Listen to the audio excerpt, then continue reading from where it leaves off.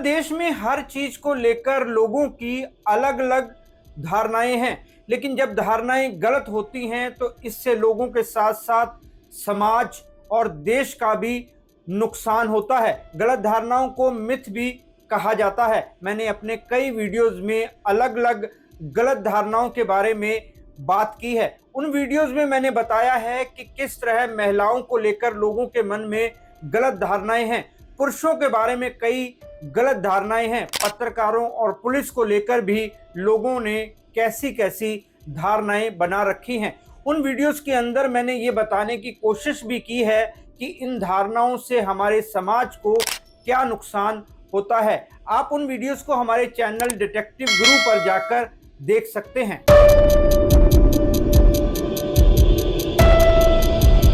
नमस्कार दोस्तों, मैं हूं राहुल राय गुप्ता और आप मुझे डिटेक्टिव गुरु के नाम से भी जानते हो और हम करते हैं देश विदेश में पर्सनल और कॉर्पोरेट इन्वेस्टिगेशन।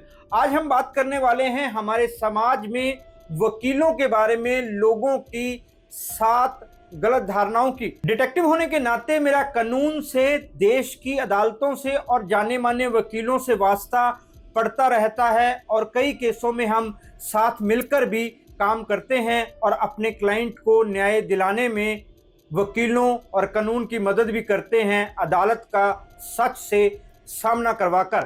मैं आपको ऐसी 7 गलत धारणाएं बताऊंगा जो लोग वकीलों के बारे में सोचते हैं। साथ ही ये भी बताऊंगा कि वो मिथ क्यों हैं, अगर वो मिथ हैं तो फिर असलियत क्या है और हमारा समाज ऐसी गलत धारणाओं पर यकीन क्यों करता है। इसी वीडियो में मैं आपको ये भी बताने वाला हूं कि इन गलत धारणाओं की वजह से समाज को क्या नुकसान होता है। तो चलिए शुरू करते हैं।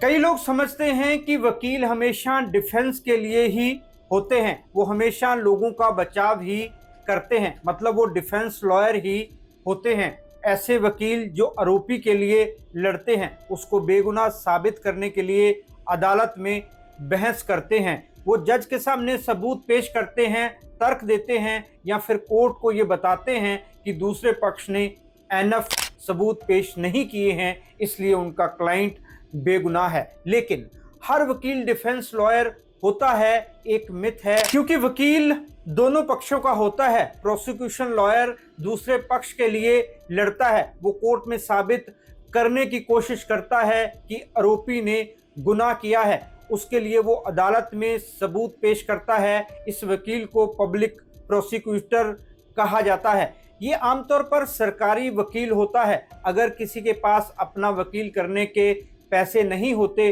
तो वो बिना किसी फीस के सरकारी वकील कर सकता है। हालांकि प्राइवेट वकील हायर करने का हक सबको होता है, शिकायतकर्ता को भी और आरोपी को भी।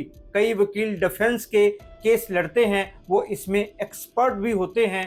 कई वकीलों को प्रोसिक्यूशन का अनुभव ज़्यादा होता है या इसमें उनकी रुचि ज़्यादा होती है। इस मिथ का सबसे बड़ा कारण है समाज में अवेयरनेस की कमी। लोग इधर उधर से आधी अधूरी जानकारी लेकर इस बात को सच मान लेते हैं। फिल्मों का भी इसमें बड़ा हाथ है। हम फिल्मों में वकीलों को जोर शोर से आरोपी का बचाव करते हुए देखते हैं। कई बार मीडिया में अमीर लोगों के या नेताओं के केस ज़्यादा हाईलाइट होते हैं। इनमें अक्सर डिफेंस वकील के बारे में ही बताया जाता है, इसलिए लोगों को लगता है कि सारे वकील डिफेंस वकील होते हैं। इस मिथ का हमारे समाज को काफी नुकसान होता है। शिकायत करने वाला व्यक्ति अगर ज्यादा पढ़ा लिखा नहीं है तो वो सोचता है कि उसे कोई वकील नहीं मिलेगा, क्योंकि वकील तो आरोपी के साथ होगा। काफी बार लोग यही सोचकर जस्टिस पाने से चूक जाते हैं।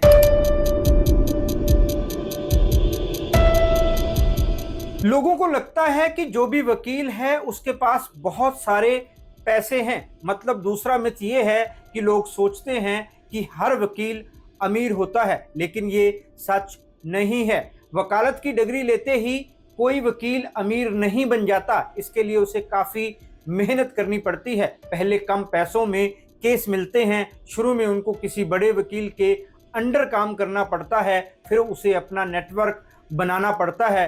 कभी कभी इसमें 3-4 साल भी लग जाते हैं और इससे भी ज़्यादा वक्त। उसकी कमाई इस बात पर भी डिपेंड करती है कि वो किस तरह के केस लड़ता है, जैसे criminal case, corporate case, civil case, family court के केस वगैरह। ये तो थोड़े से एग्जाम्पल हैं, कानून का दायरा काफ़ी बड़ा है।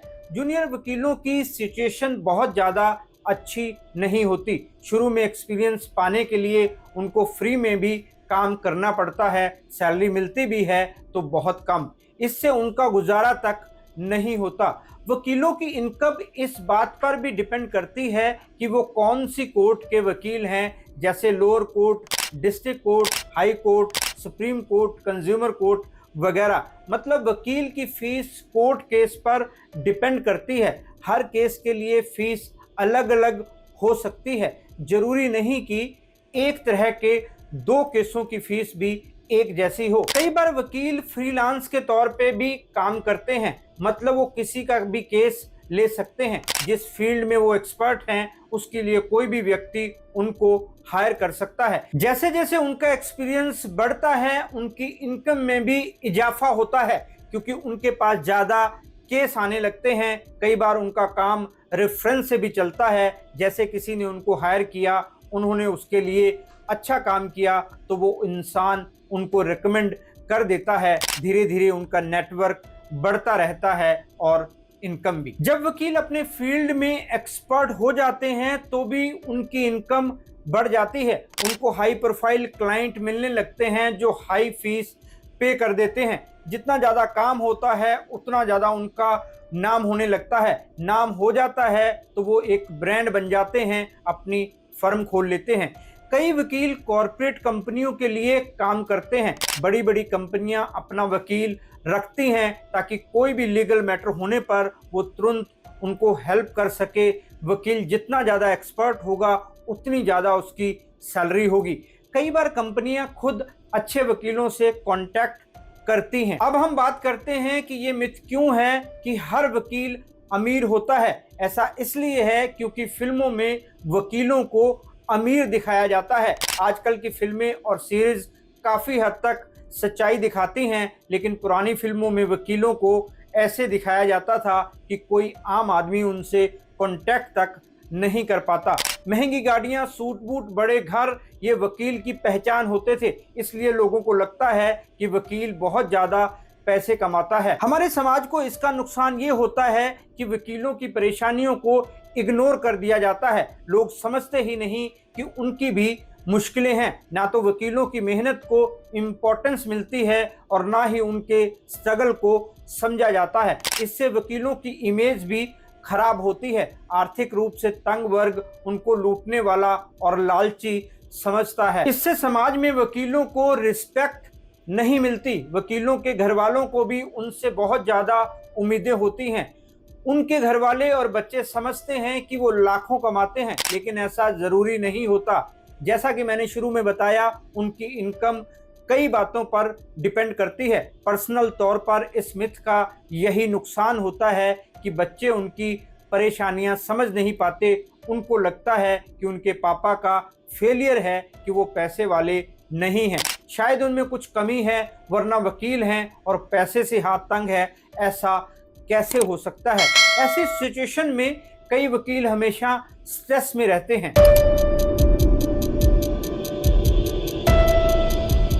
लोगों का तीसरा मिथ ये है कि वकील जो भी केस अपने हाथ में लेता है उसे जीतता है। ये बिल्कुल भी सच नहीं है। केस का हारना या जीतना सिर्फ वकील पर नहीं बल्कि कई बातों पर डिपेंड करता है। सबूत कितने ठोस हैं, सामने वाला वकील कैसा है, कितने काबिल है, कोर्ट केस को किस नजरिए से देखती है, गवाह किस तरह से गवाही देते हैं। कई बार सुनवाई में ज़्यादा टाइम लगता है, इससे भी केस पर फर्क पड़ता है। कई गवाहों तक एक्सेस नहीं रहती, मतलब वो या तो किसी दूसरे शहर, राज्य या देश चले जाते हैं। कभी किसी को कोई गंभीर बीमारी हो जाती है, किसी किसी केस में गवाह की डेथ हो जाती है। इन सब बातों का केस पर काफ़ी गहरा असर होता है। बहुत बार टेक्निकल कमियां होती हैं जिनकी वजह से केस पर गलत असर पड़ता है। ये मिथ इसलिए है क्योंकि फिल्मों में अक्सर हम सुनते हैं कि वो वकील एक भी केस नहीं हारा। मतलब लोग ये मान लेते हैं कि वकील चाहे तो वो किसी को भी केस जिता सकता है। कभी कभी मीडिया में कोई केस हाईलाइट हो जाता है, उसमें वकील की तारीफों के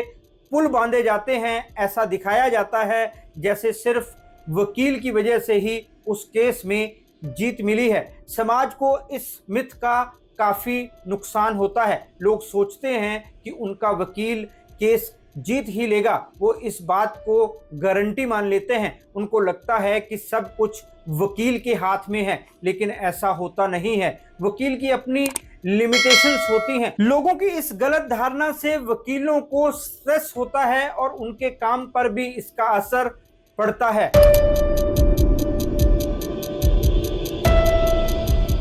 डिफेंस लॉयर को किसी तरह अपने क्लाइंट को बचाना होता है, ये बात तो सच है। वो हर संभव कोशिश करता है कि उसके क्लाइंट पर लगे आरोप साबित ना हो पाए। इसके लिए वो एडी चोटी का जोर भी लगाता है। लेकिन लोगों का ये मानना कि हर वकील क्रिमिनल को बरी कराने के लिए कानून तोड़ता है, पूरी तरह से सच नहीं है। किसी भी क्रिमिनल केस में सही वकील अपने क्लाइंट के लिए कानून के दायरे में रहकर लड़ता है। ये बात जरूर है कि इसके लिए वो कानून की सारी खामियों का इस्तेमाल करता है। कानून को कैसे अपने पक्ष में करना है, ऐसी टेक्निक्स अपनाता है, लेकिन इसे कानून तोड़ना नहीं माना जाता। वो आरोपी के राइट्स का पूरा यूज करता है। खुद को बेकसूर साबित करना हर आरोपी का हक होता है, चाहे उसने कितना भी सीरियस क्राइम क्यों ना किया हो। कहा जाता है कि किसी शैतान को भी अपने बचाव का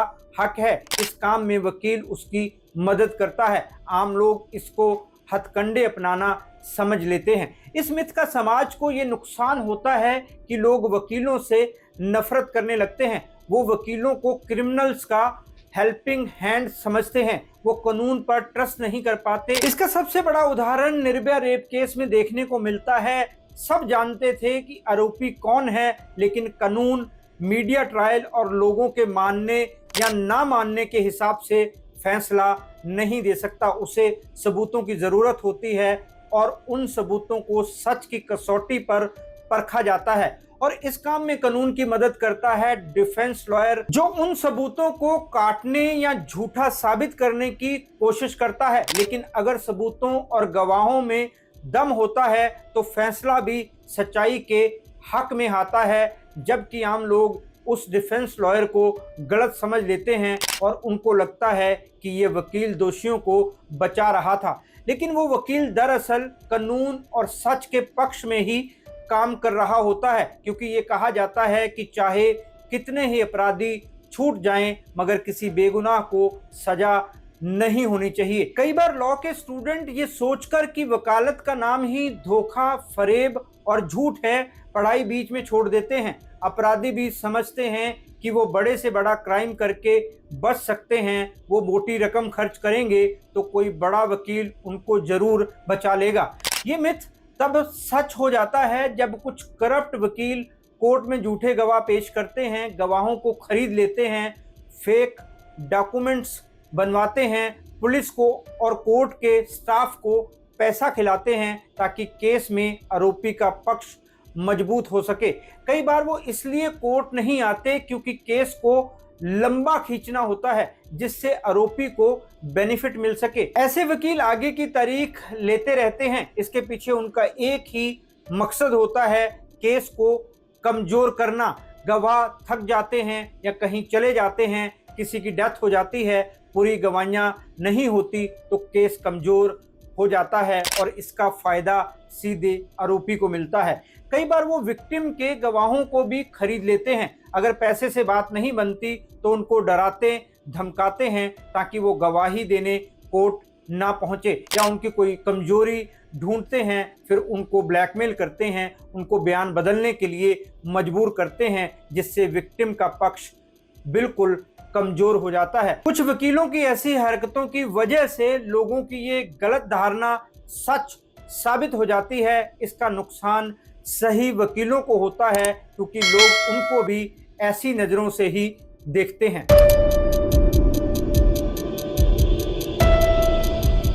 दोस्तों, हमने वकीलों के बारे में लोगों की 4 गलत धारणाओं पर बात की। पहली गलत धारणा है वकील हमेशा अपराधियों के लिए लड़ते हैं। दूसरा मिथ है सारे वकील अमीर होते हैं। तीसरा मिथ है वकील सारे केस जीतते हैं। चौथा मिथ है वकील क्रिमिनल्स को बचाने के लिए कानून तोड़ते हैं। अब हम बात करते हैं 5वें मिथ की। तो 5वां मिथ ये है कि अगर वकील के नेताओं से संबंध होते हैं तभी वो सफल हो सकता है। मतलब वकील की सफलता उसके पॉलिटिकल कनेक्शंस पर डिपेंड करती है। बाकी गलत धारणाओं की तरह ये बात भी पूरी तरह सच नहीं है। सच ये है कि संबंध होने पर भी कड़ी मेहनत करनी पड़ती है। सिर्फ कनेक्शन होने से ही कुछ हासिल नहीं होता। किसी वकील के चाहे ढेरों कनेक्शन हो फिर भी वो इसके भरोसे अपनी वकालत नहीं कर सकता। ये सोचकर हाथ पर हाथ रखकर नहीं बैठ सकता कि उसके नेताओं के साथ कनेक्शन है, इसलिए उसे मेहनत करने की कोई ज़रूरत नहीं है। बहुत सारे सफल वकील अपना कैरियर खुद बनाते हैं, चाहे उनके कनेक्शन कितने भी स्ट्रॉन्ग क्यों ना हो। कॉर्पोरेट वकीलों को पॉलिटिकल कनेक्शंस की ज़रूरत नहीं होती। हाई कोर्ट और सुप्रीम कोर्ट द्वारा जो वकील चुने जाते हैं उनको मेरिट के बेस पर चुना जाता है। कई लॉ फर्मों में टैलेंट और एक्सपीरियंस को पहले रखा जाता है, यानी वहां वकीलों का काम बोलता है। कई वकील ऐसे होते हैं जो अपनी कड़ी मेहनत, इंटेंस कानूनी जानकारी की वजह से सफलता की सीढ़ियां चढ़ते हैं। ये बात सच है कि अगर पॉलिटिकल कनेक्शन होते हैं तो इससे नेटवर्क तैयार करने में काफ़ी हेल्प मिलती है, काफ़ी एक्सपोजर भी मिल जाता है। बड़े केस मिलने में पॉलिटिकल कनेक्शन काम आ सकते हैं, कुछ सरकारी केस भी मिल सकते हैं। लेकिन अदालत में केवल कानूनी जानकारी, केस को कोर्ट के सामने पेश करने की कला ही काम आती है, वहां पॉलिटिकल कनेक्शन कुछ काम नहीं आते। ये मिथ इसलिए बना क्योंकि फिल्मों में वकीलों को नेताओं के साथ दिखाया जाता है। वकील को इसलिए बहुत ज़्यादा पावरफुल दिखाते हैं क्योंकि उसके पॉलिटिकल कनेक्शन है। समाज को इसका नुकसान ये होता है कि टैलेंटेड स्टूडेंट निराश हो जाते हैं। उनको लगता है कि उनका किसी नेता के साथ कनेक्शन नहीं है तो वो कुछ नहीं कर सकते, उनको सक्सेस नहीं मिलेगी। इससे उनके कैरियर पर तो असर पड़ता ही है, मानसिक रूप से भी वो डिप्रेस्ड हो जाते हैं। आम लोग समझते हैं कि वकील सही हो या गलत इससे कोई फर्क नहीं पड़ता। अगर वकील पावरफुल है तो ही वो केस जीत सकते हैं। जो वकील दिन रात मेहनत करते हैं, टैलेंटेड हैं, उनको कम समझा जाता है। इस मिथ के कारण अदालतों पर लोगों का भरोसा कम होता है। लोगों को लगता है कि पॉलिटिकल कनेक्शन ही सब कुछ है। इसलिए अगर दूसरे पक्ष का वकील पॉलिटिकल कनेक्टेड है तो कोर्ट भी उनसे भेदभाव करेगी। कई बार ये सोचकर लोग खुद ही अपना केस कमजोर कर लेते हैं। ये मिथ तब सच बन जाता है जब पॉलिटिकली कनेक्टेड लॉयर्स आसानी से सरकारी वकील बन जाते हैं। उनके अंदर उतना टैलेंट नहीं होता। किसी नेता का कोई केस होता है तो पॉलिटिकल कनेक्शन वाले वकीलों को उसमें इन्वॉल्व किया जाता है। उन वकीलों को ज़्यादा बेनिफिट मिलता है। कई बार पब्लिक सेक्टर के लीगल कॉन्ट्रैक्ट और सरकारी केसों में केवल पॉलिटिकल कनेक्शन वाले वकीलों को ही अपॉइंट किया जाता है। कई बार पॉलिटिकल कनेक्शन वाले वकील मीडिया और पुलिस पर राजनीतिक दबाव डालते हैं। मीडिया में केस को अपनी तरफ डालने के लिए अपनी पावर का इस्तेमाल करते हैं। वो अपने कमजोर केस को भी ठोस बना लेते हैं। इससे जस्टिस की प्रोसेस पर फर्क पड़ता है। उनके दबाव में पुलिस नाजायज ढंग से लोगों को अरेस्ट कर लेती है। सही लोग सलाखों के पीछे पहुंच जाते हैं जबकि क्रिमिनल छूट जाते हैं और खुलेआम घूमते हैं। इसको सही से समझने के लिए आप हॉटस्टार पे उपलब्ध क्रिमिनल जस्टिस देख सकते हैं और बोनस के तौर पर आपको पंकज त्रिपाठी की बेहतरीन एक्टिंग देखने को मिलेगी।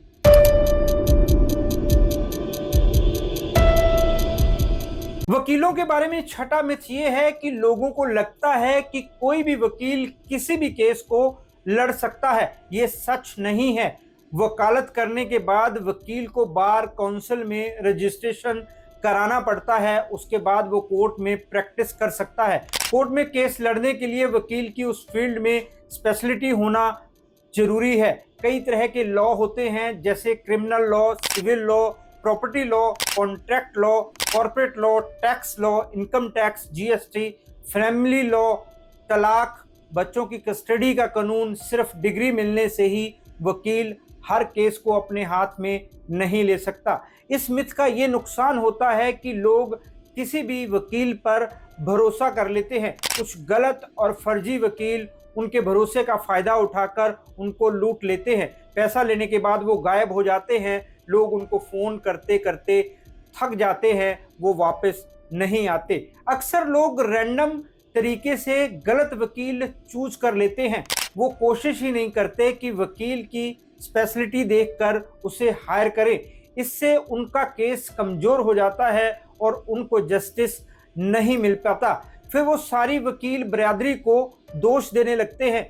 उनकी नज़र में सारे वकील अनफिट होते हैं। फ्यूचर में उनको कोई केस करना होता है तो हमेशा उस केस को याद करते हैं। कभी कभी लोग इसी वजह से अपने कदम पीछे हटा लेते हैं, क्योंकि उनको लगता है कि केस जीत तो पाएंगे नहीं, इसलिए पैसा और वक्त क्यों बर्बाद करना। अदालतों पर भी सवाल उठते हैं। लोग समझते हैं कि कोर्ट ऐसे अनफिट वकीलों को परमिशन देती है केस लड़ने की, इसलिए वो कोर्ट पर भी भरोसा नहीं करते। उस फील्ड में एक्सपर्ट ना होने पर भी कुछ वकील केस इसलिए ले लेते हैं क्योंकि उनको पैसे और एक्सपीरियंस दोनों चाहिए होते हैं। धीरे धीरे उनको इसकी आदत पड़ जाती है और वो किसी भी केस को इनकार नहीं करते। वकीलों को ये नुकसान होता है कि वो किसी भी फील्ड के एक्सपर्ट नहीं बन पाते। उनकी इस आदत की वजह से लोगों को जस्टिस नहीं मिल पाता।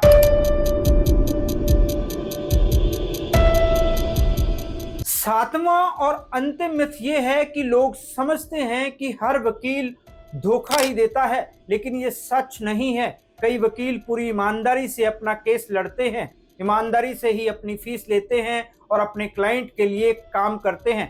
पर इस धारणा को पूरी तरह से गलत भी नहीं माना जा सकता, क्योंकि ये भी एक कड़वा सच है कि कुछ वकील अपने क्लाइंट को धोखा देते हैं। ऐसे वकील लालच में आकर दूसरी पार्टी से कोई डील कर लेते हैं। डील किस तरीके की होगी ये डिपेंड करता है कि केस कैसा है, किसका है, किसके खिलाफ है। कोर्ट में मजबूती से अपने क्लाइंट का पक्ष नहीं रखते, सही ढंग से तर्क नहीं देते, जिसका असर केस पर पड़ता है और क्लाइंट परेशान होता है। अपने क्लाइंट को कोई सही जवाब नहीं देते, उनको हमेशा अंधेरे में रखते हैं, क्लाइंट को गलत इंफॉर्मेशन देते हैं, पेशी पर कोर्ट में नहीं पहुंचते, जानबूझकर अगली तारीख ले लेते हैं ताकि केस लंबा खिंचता रहे और कमजोर हो जाए। केस को बीच में छोड़ देते हैं, मतलब केस की सीरियसनेस को इग्नोर करते रहते हैं। जज अगली डेट देता है तो उसके विरोध में कुछ नहीं कहते।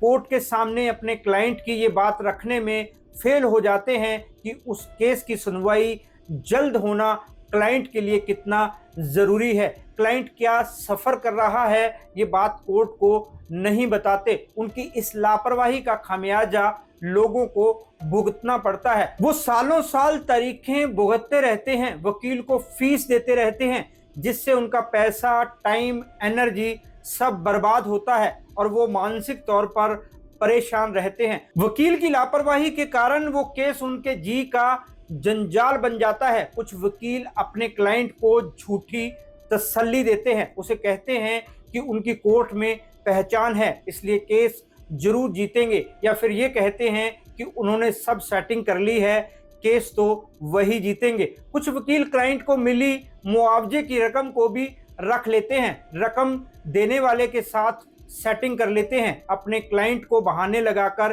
कन्विंस कर लेते हैं कि उसमें उनका भी हिस्सा है। जानकारी न होने के कारण क्लाइंट को पता ही नहीं चलता कि वकील ने उनको धोखा दिया है। ऐसे लालची वकील लोगों के मन में ये मिथ डालते हैं कि हर वकील धोखेबाज होता है। वो अपनी रेपुटेशन को तो दांव पर लगाते ही हैं, लोगों को भी निराश करते हैं। लोग हर वकील को शक की नज़र से देखते हैं।